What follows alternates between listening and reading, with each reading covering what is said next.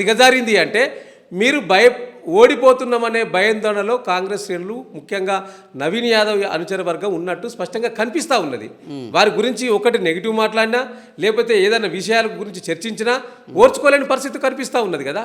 అంటే ఇది దేనికి సంకేతం? మీ ఓటమికి సంకేతంగా కనిపిస్తూ ఉన్నది కదా. అందుకనే కదా ఇప్పుడు నిన్న ముఖ్యమంత్రి గారు యూసుఫ్గూడ డివిజన్లో కృష్ణనగర్లో ఒక మీటింగ్ పెట్టిండు అది గారు.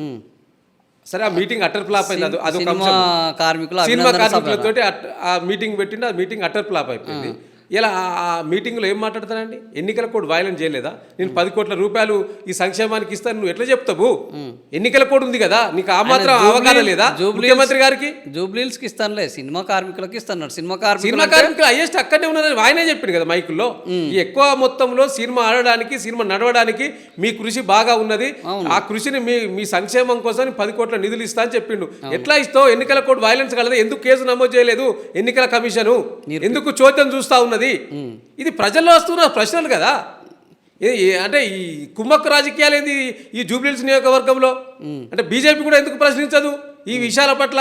ఎందుకు మాట్లాడదు?